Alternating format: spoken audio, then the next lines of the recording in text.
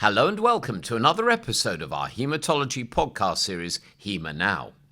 This series shines a spotlight on leading experts across all subspecialties of hematology, and today I'm excited to welcome Dr. Anna Sureda. Dr. Sureda is the head of the Clinical Hematology Department at the Institut Català d'Oncologia Hospitalet in Barcelona. With an extensive background, she previously served as a senior consultant at both Hospital de la Santa Creu i Sant Pau, also in Barcelona, and the considerably easier to pronounce, for me anyway, Addenbrooke's in Cambridge University Hospital in the United Kingdom, where she specialized in lymphomas and hematopoietic stem cell transplantation. Throughout her career, Anna has focused on clinical investigations in the treatment of Hodgkin's lymphoma, non-Hodgkin's lymphoma, and multiple myeloma, evaluating novel therapies such as immunotherapy combined with stem cell transplantation. She has held significant leadership roles, including the president of the European Group for Blood and Marrow Transplantation.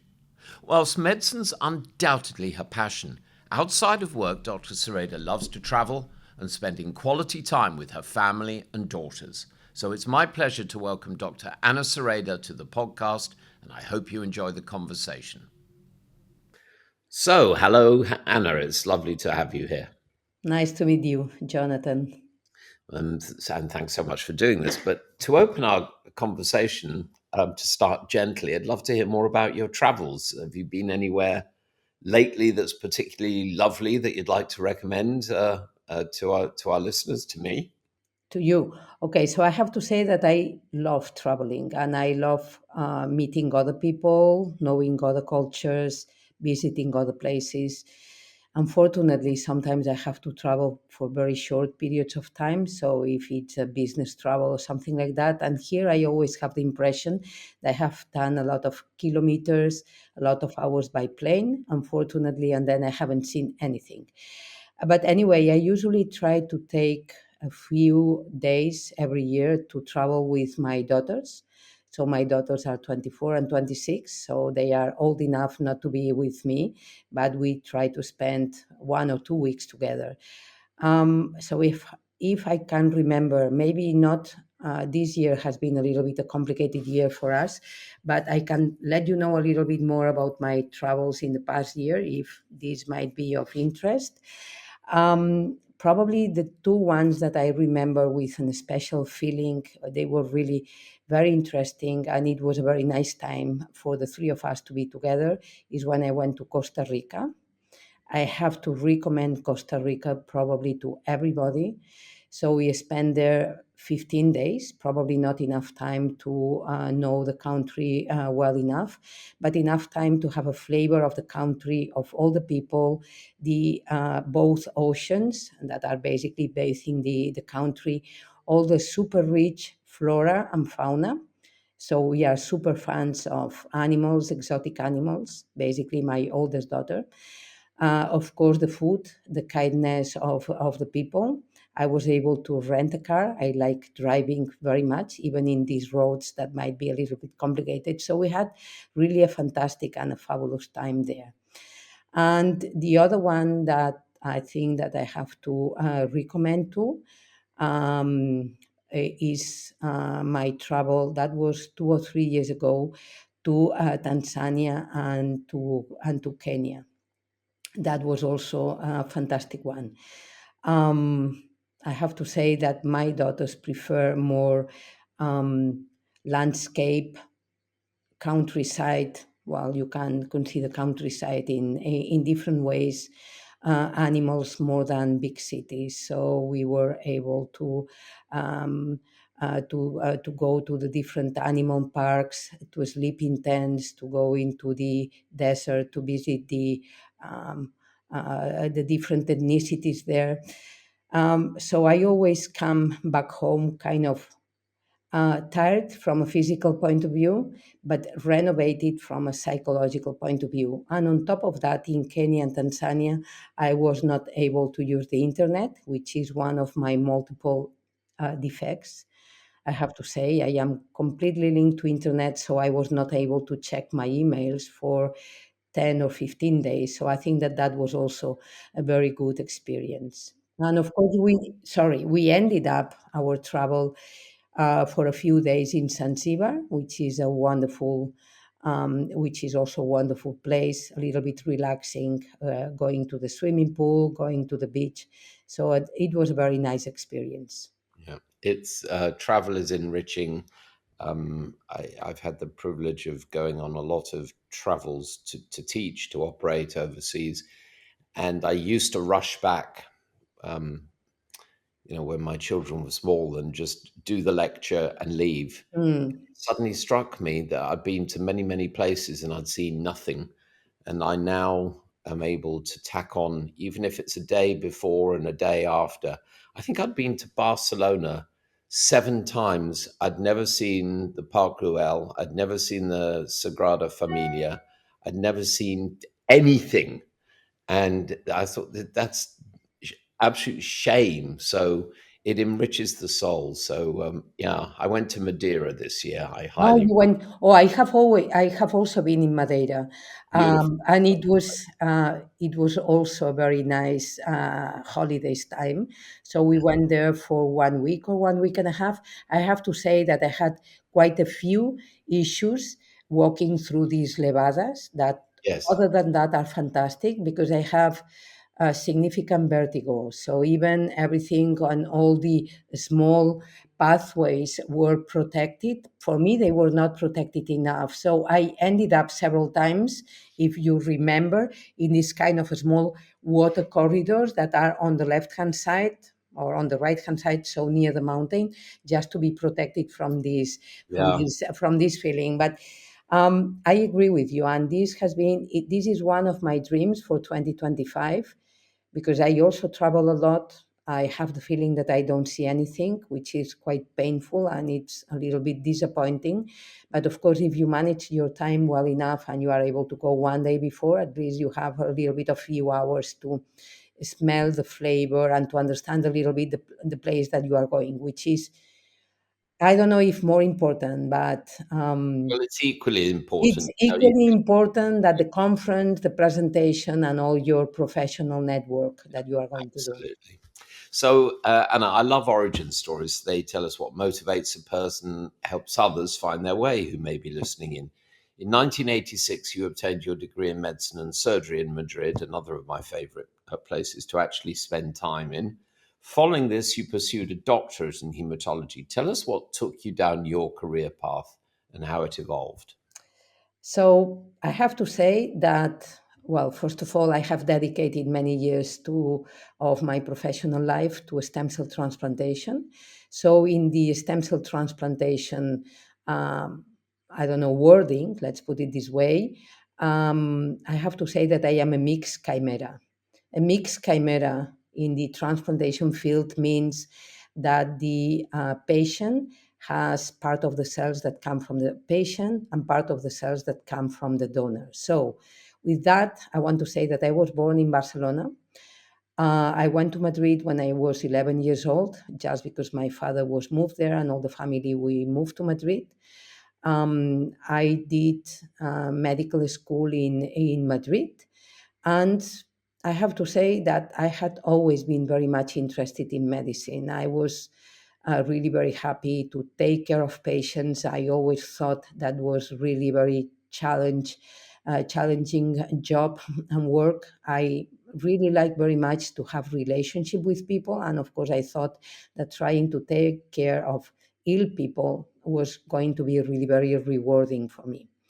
Why I decided to do hematology in the University of Madrid at that time, one of the public ones. The 3 last years were a kind of mix um, experience between the university itself and the hospital. So I started going as a medical student to one of the university hospitals in Madrid, associated to the university, and I had wonderful teachers in hematology. And I have to say that they were so wonderful that made me understand the complexities of hematopoiesis, in a very simple way. And I was absolutely fascinated with this specialty that combined not only my, let's say, my clinical interest, but also a lot of translational and basic science, not very far away from the specialty itself. That's the reason why, when I finished my medical school, I decided to. In Spain, we have this kind of national exam that happens once per year, and here you are able to choose where do you want to do the specialty or which specialty you have the capacity to choose. So I did that in Madrid, and then when I finished my specialty, I had two options: either to continue in Madrid in the hospital where I had been trained, or to move back to Barcelona because there was a position that was available for me, and I got to know it. And I thought, well, if I stay in Madrid, the probabilities that I don't move away from Madrid are going to be very high. I really wanted to renovate myself, going back to my home country, well, my hometown, and my home country, let's put it this way, Catalonia. And then I decided to go back to Barcelona, where I was offered a position quite a lot of related to stem cell transplantation, which has been part of my clinical research since the very beginning, and of course associated to a specific disease or to a specific group of diseases that have been in lymphomas and Hodgkin lymphoma in general.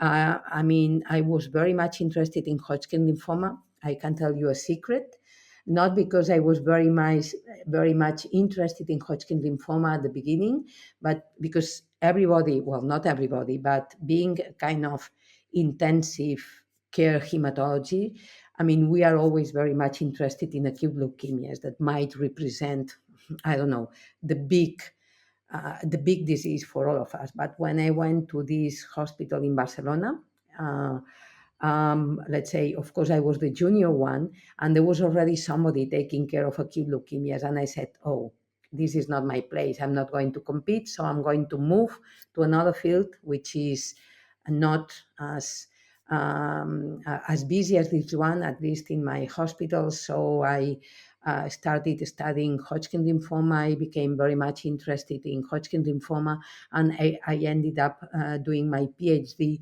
on stem cell transplantation and Hodgkin lymphoma. Let's come on to that. So you focus on stem cell transplantation and lymphomas. Mhm. Can you tell us the most meaningful advances in each of those two over the last few years? What's at the horizon or just over the horizon? And what are some of the unique challenges that exist in treating these conditions? I know from the perspective of an outsider, a simple surgeon, I've seen your specialty flourish during my professional lifetime. Diseases that I learnt in medical school were fatal, you've turned into chronic diseases. So, lymphoma first, some of the advances, most meaningful advances, and what's just at or over the horizon, and then talk about how stem cell transplantation has grown. So you are absolutely right. I think that those of us that dedicate to hematology nowadays, we have to be really very happy with a lot of hope because we have been able to significantly improve the outcomes of our patients. That being a clinician, of course, this is the major objective of our daily work. So if we start with lymphomas, of course, we have many different types of lymphomas, but without going into specific details, I would say that lymphomas have seen in the last few years a lot of treatment advances, and of course a lot of precision in terms of diagnosis. So if I start with the beginning, lymphomas are more and more complex.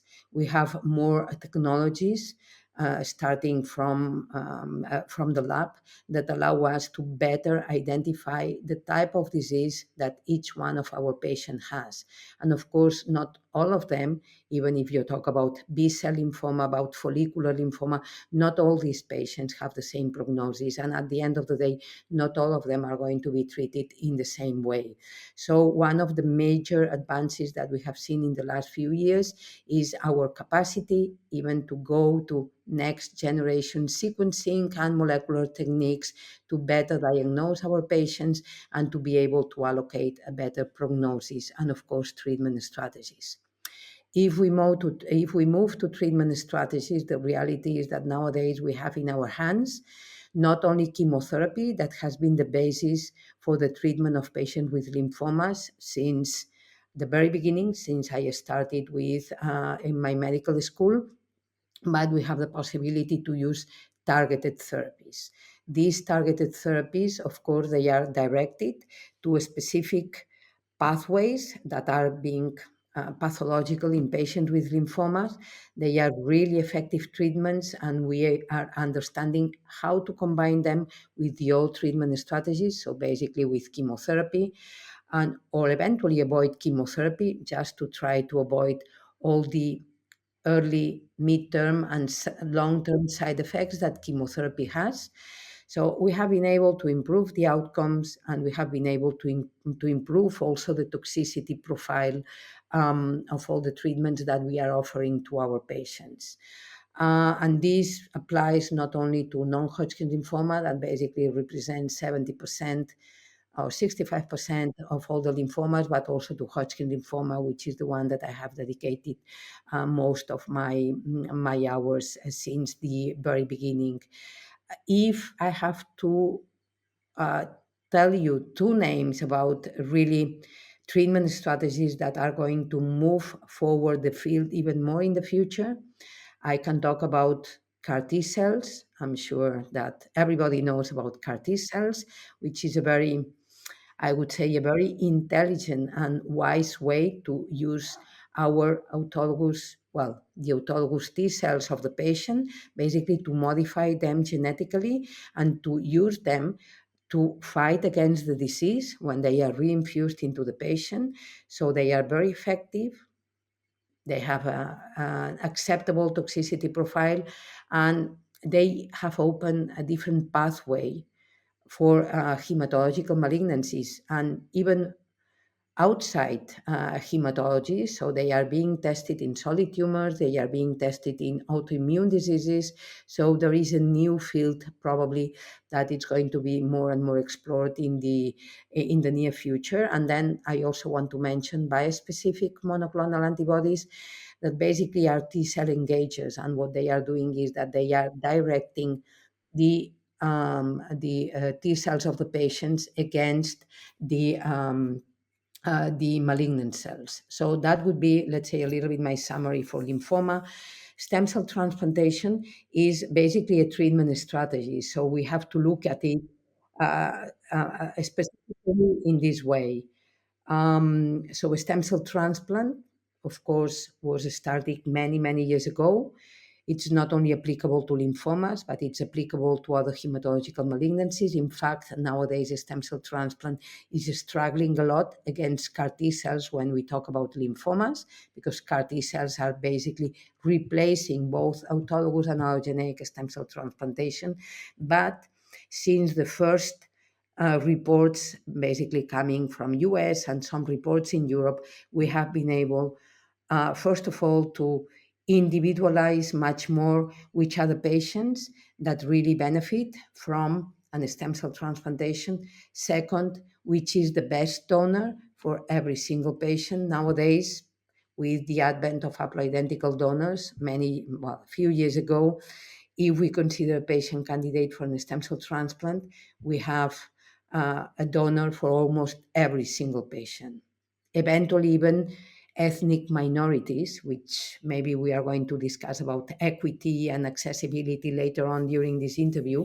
But of course, this is a very important topic. We have been able to streamline the prophylaxis and treatment of the different, the different toxicities associated to stem cell transplantation, basically infections, and in the context of allogeneic stem cell transplant, basically graft versus host disease. So the results of a stem cell transplant in terms of long-term outcome of our patients, in terms of non-relapse mortality, which of course it's an important issue to take into consideration, and relapse rate have significantly improved over time. Fantastic. Thank you very much for that perspective. Again, I take my hat off to your specialty. I've had involvement with a charity that provides solace to young kids who are dealing with these nasty diseases. And it used to be that, it's heart wrenching because you knew these children were not going to be alive a few years later. And now they are, which is so, the work you've done is amazing. So there's a meeting, the European Group for Blood and Marrow Transplantation, or the EBMT, and I believe it's considered a landmark event in the hematology calendar. And you're president of this association. Can you give our listeners a taste of what Congress was like this past year, and what recent initiatives from this group, EBMT, that you're most proud of? Exactly. So, as you have said, EBMT is the European Society for Blood and Marrow Transplantation, and nowadays we are including, let's say, in the landscape, new cellular therapy strategies, for instance, CAR T cells that I have already mentioned, also gene therapy, which is a rising star in the field, and it's going to be more and more used to treat some eventually non-malignant hematological disorders. So I became the president of the society. That was back in 2022, and I had been working for EBMT many years in different positions. So I have to say that I think I know a little bit the society. So after COVID, which was of course a big challenge for all of us in different aspects, the 2024 meeting happened in Glasgow. It was the second face-to-face meeting or hybrid meeting after COVID pandemic. So in 2023, it was in Paris. 2024, it was in Glasgow, and it was a very special meeting for EBMT because we celebrated our 50th anniversary. So EBMT was created in 1974 by three clinical scientists that were very much interested in dealing with stem cell transplantation, in sharing information and experiences with stem cell transplant. And of course, nowadays, it's a big society that is basically looking at Europe with more than 600 member centers. But of course, we have also quite a few centers in other areas around the globe. As I have said, Glasgow was a special meeting because it was the 50th anniversary. So we had quite a lot of parallel celebrations and several specific sessions that were looking at the advances of stem cell transplantation and cellular therapy in general, that were reminding basically everybody, but the young ones attending the meeting, so how EBMT was born and how EBMT had been developing. So we try to make the Congress as inclusive as possible. And EBMT is working over the last few years in the EDI concept. Equality, diversity, and identity. So we try to welcome everybody. And in this sense, of course, I have to say that, of course, not only physicians are coming to this meeting, but this comes from many, many years ago. This meeting is open to all healthcare or to all professionals that are related to the healthcare in relation to stem cell transplantation, not only clinical clinicians, but also translational and basic scientists are very much invited. And one of the efforts that EBMT as a society is doing right now is to try to increase a little bit more the reach when we talk about translational and basic science, because EBMT is basically a clinical society. So that would be one of the pathways that we have just started and we are following. We are also very conscious also about our young colleagues, and we try to find the best of the best substitutes or followers when the other ones, including myself, leave the society and leave the profession. So several years ago, we developed the trainee committee, trying to bring as much as possible all trainees coming from around the world. We are especially proud of our registry, which is the only European registry looking at the stem cell transplantation and CAR T cell treated patients.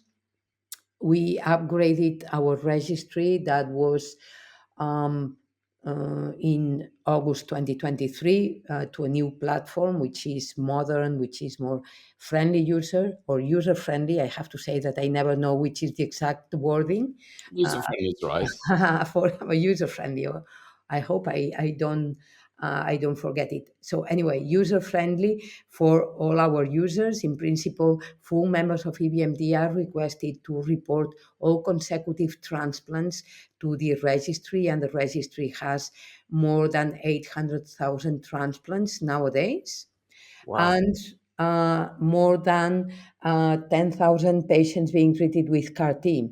The CAR T cell registry started in 2019. Of course, it's not a 100%, let's say, comprehensive registry, because we acknowledge that not all the patients basically being treated with CAR T are reported to the EBMT, but we are getting there. So this is our, I mean, one of our major assets and a very differential thing that differentiates EBMT from other scientific societies. In terms of the educational program, as I have said, we try to be as much inclusive as possible, and we have different tracks that are looking at the different types of professionals that are attending the meeting. We are looking at results of stem cell transplantation, how to improve the outcome in terms um, of treatment of complications.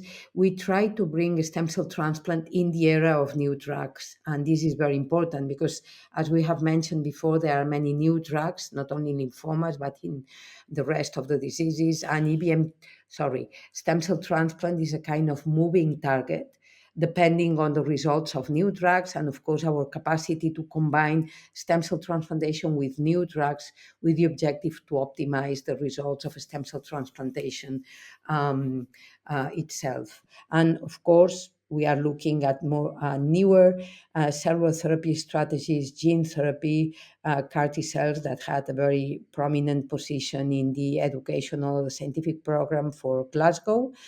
And of course, in this sense, we try to be as open as possible. And as cellular therapy is being looked at not only by hematologists, but maybe by other specialists, now that we have CAR Ts being tested in autoimmune disease, we also try to bring all these professionals into our landscape, our arena, to make the society as broad as possible.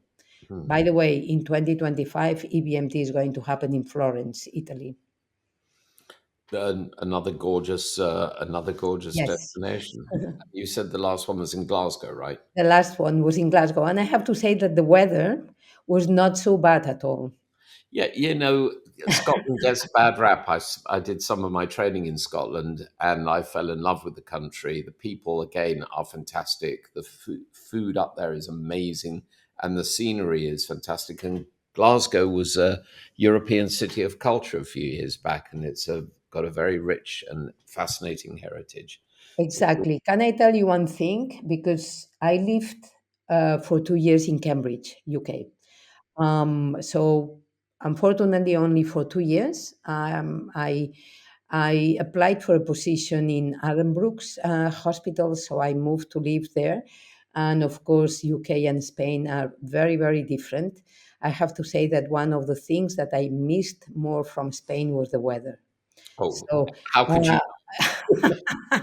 so that might be obvious. I mean, of course, I was missing other things, also food, but weather was a little bit difficult to handle. But I have to say that Glasgow was quite okay, and the weather behaved quite properly for the 3 or 4 days that we were there. Yes, they always say that if you don't like the weather, stick around for 5 minutes, it'll change. Because of course it's a strip of land in the middle of the Atlantic, and it just what the weather washes over it.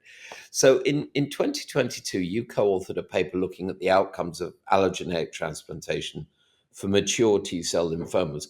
What were some of the key findings regarding the impact of donor type and disease characteristics in overall and progression free survival? And how might these insights inform transplant treatment decisions rather for patients with mature T cell lymphomas going forward?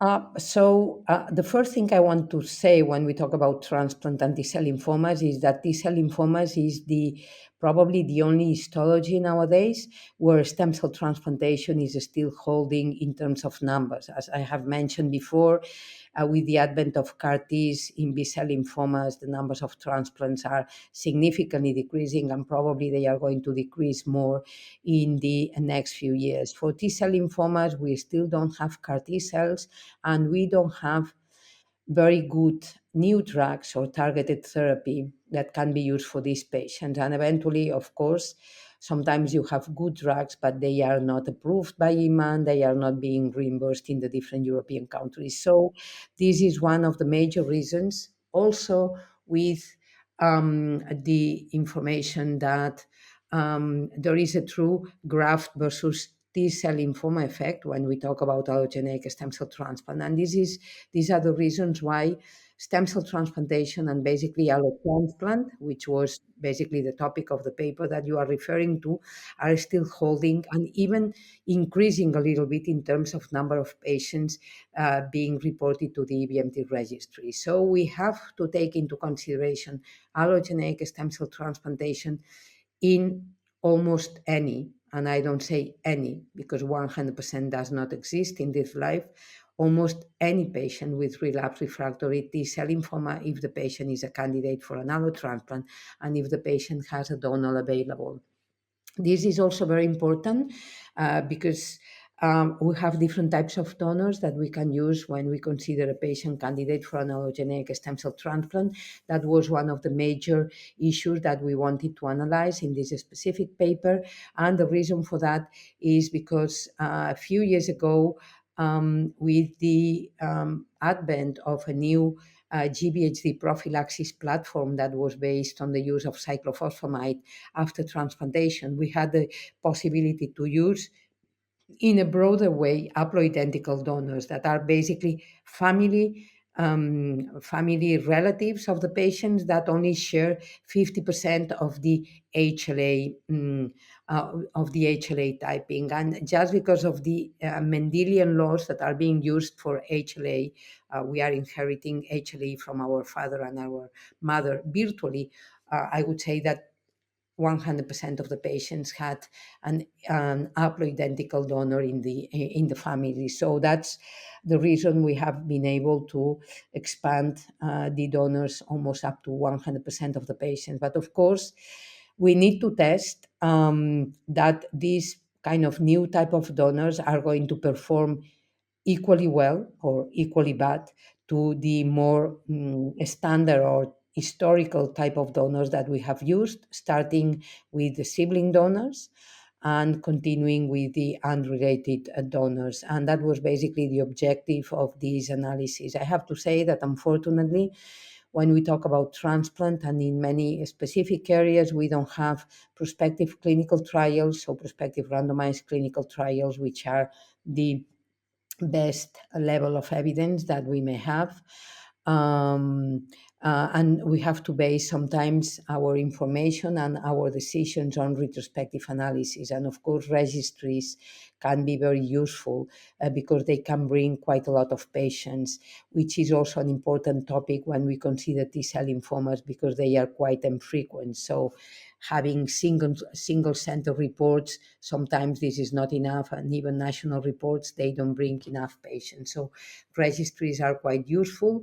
In this study, we were able to demonstrate, and that's kind of the global message, that haploidentical donors, in the way that we are doing haplotransplant nowadays, can give similar results in terms of relapse rate, non-relapse mortality, and PFS and overall survival than other type of, let's say, more standard or historical donors. And this is a very important message for all the community and, of course, for all the patients, for all the transplant centers, considering that allotransplant is still being considered the standard of care in all the different guidelines that we are managing.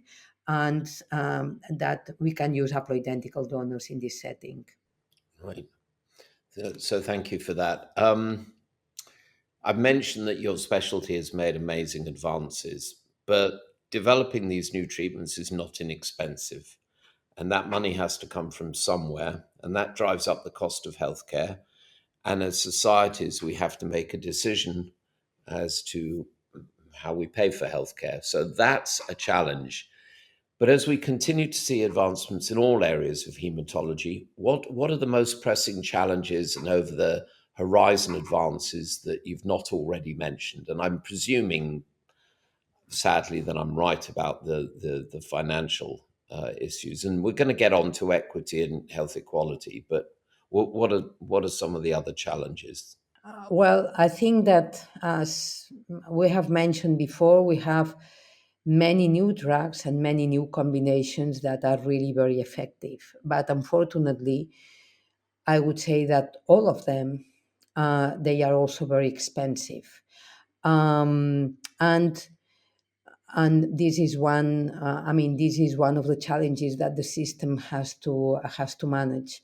And of course, this is one of the reasons why inequities in treatment care or in healthcare are getting more and more over the place. And at the end, we will have to make decisions, and the systems, which of course it's a little bit complicated, and of course from a physician point of view it's always very difficult to say no to specific combinations. We have to make decisions of what is going to be approved and it's going to be reimbursed, what it's not going to be reimbursed just because of challenges in the budget. We have to make the system sustainable. But I think that here we also have I want to make two considerations here, because, of course, this topic is really very complex. First of all, sometimes I have the feeling that the evaluation is too short-sighted. So when we are evaluating a drug or we are evaluating a combination, we are only evaluating the price. But there are not so many studies that evaluate patient-reported outcomes, which is something very important that needs to be more evaluated, although nowadays most of the prospective clinical trials have patient-reported outcomes included in the secondary endpoints. We also have to evaluate what represents for the society that you have very effective treatment that allows people to go back to work instead of having them not working, and of course representing, let's say, a kind of additional burden. It's probably not the correct word, but anyway, I'm sure that everybody will understand me, to the society. If you have better treatment strategies, probably the use of some hospital resources, hospitalizations are going to decrease because the patients are going to be outpatients. So I in many occasions, I have the feeling that all these aspects are not being taken into consideration when the decision makers are going to decide yes or no this combination or this drug is going to approve. So I would broaden a little bit more the scope of these discussions and try to include more in the mix all these topics that will make a difference for the patient. I am not a specialist on that, so I'm sure that I am bringing more and more complication to this process, but I think that it would be very important for everybody. And then the second aspect I want to mention is that we have to be a kind of a little bit imaginative here. So, for instance, in Spain, there are some drugs or some combinations, and I'm sure that Spain is not the only example for that, but there are other European countries where some of the drugs are being paid by results. So if this is easy to say, maybe a little bit complicated process to go through, but if you are able to identify endpoints that are clinically relevant for the patient that it's being treated with this or with that, so maybe the public healthcare system, which is the one that you have in UK and in many European countries, and of course in Spain, maybe should not have to pay for 100% of the drug and 100% of the patient. So basically paying for those patients where the drug or the combination has been useful or has been effective or has eventually been curative, depending on the endpoints that you are putting here. I think that this is an interesting process that we have used in Spain. For instance, I want to give you an example. For instance, CAR T cells, at least the ones that we have right now reimbursed in Spain, they are being paid by results. So the system is not paying 100% of the price on day zero, let's say the day that the patient receives the CAR T, but a specific percentage is being paid at day zero, and then the rest of the global price is being paid at some time point if the patient achieves some milestones, being alive, um, or eventually at the beginning disease free with no additional treatment. So in this sense, I think that we should look for additional strategies to make the system more sustainable, because of course this is a big challenge that all of us have, and of course all the governments that are working in the public sector have. Yeah, I agree that we need to look at everything, and I've advocated for a complete review about how we evaluate drugs. The process of phase 3 trials, whilst the concept, there's the famous joke article from the British Medical Journal that there are there are no randomized double-blind controlled trials demonstrating that parachutes work. Right? So Exactly. sometimes we have to use other strategies, and then of course when we see that a phase 3 clinical trial has been successful, it's another year before the drug makes it to the market. And if you're a pharmaceutical company and you've invested billions, every day it's not on the market, Yeah. it's a cost of money, and we have to be more creative. But thank you for that. So we've mentioned equity, equality. A two-part question for you, Anna: how do we ensure health equality and equity in what are financially challenging times, growing populations, diverse populations? And what would you say, as the second part of the question, to young doctors considering a career in hematology? Okay, so for the first part, I think that we are facing a big problem here. And with let's say, with the drugs being more and more expensive and eventually treatment strategies more complex. And here I am talking maybe to the paradigm of accessibility in hematology that we have nowadays, which are CAR T cells. We are somewhat without willing, and I don't know if without knowing, probably not, but without willing, we are increasing the inequity of our systems. Um, and of course, I have to say that we are very lucky, I'll put it this way, to live in Europe and to be able to have access to many of the drugs that are not being accessed in other part of the world. And I think that there should be a kind of joint work between, well, you have mentioned pharma companies before, and then, of course, the different governments to try to make these new drugs a reality to patients around the world. I have to say that it's not only about treatment equalities, but I think that this concept goes significantly beyond that, because the first thing that we have to do is to diagnose the patients. And unfortunately, in some areas around the world, the process of diagnosis is very much complicated than what we are seeing in our own countries, starting with pathology, which maybe it's not up to date, starting with the fact that maybe patients don't have the economical resources to go to the let's say to the doctors or to go to the hospitals to be diagnosed. So in many areas, diagnosis is already very much delayed, and then the type of patients that physicians are treating are, I have to say, more complex than the patients that are being treated, let's say, eventually in Europe and US, if we want to use these two paradigms in terms of, I don't know, excellence of treatment. So I think that we have to work on that.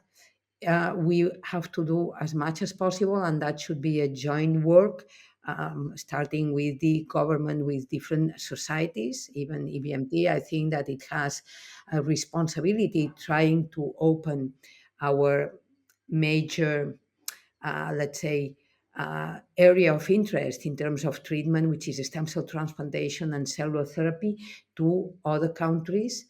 Even within Europe, we have a lot of disparities within different European countries. So it's not the same in Western Europe than in Eastern Europe. So we should work at least to try, let's say, to improve the knowledge, to train the trainers. So there are many different actions that can be used, not even from a governmental point of view, that can try to improve equity and accessibility. But of course, this is a big multifactorial issue that I would say that it's getting more and more evident nowadays than maybe some years ago. Yeah, yes, very much so. At least we're talking about it. Exactly. So sadly, we're coming towards the end, but I always like to ask my guests that if you came across a magical genie on your travels and it granted you three wishes in your area of healthcare, what might those wishes be? Um, if you don't mind, let me spend only 30 seconds in the second question of your last question. Oh, So I'm so what? sorry. Yes, of Yeah. course. So what I would tell young hematologists, uh, first of all, that they have to be really passionate, because hematology, as medicine in general, it really takes a lot of your time. And unfortunately, or not so unfortunately, you have to dedicate quite a lot of extra hours, even in the best of the systems, to continue learning, training yourself, training the youngest ones, because this has to go from one, let's say, generation to the other one. You have to be really taking care of your patients. Hematology is basically, or at least I am a clinician, so I think that it's very important to be compassionate with your patients, to listen to them. This is the most important thing. Usually, patients are right.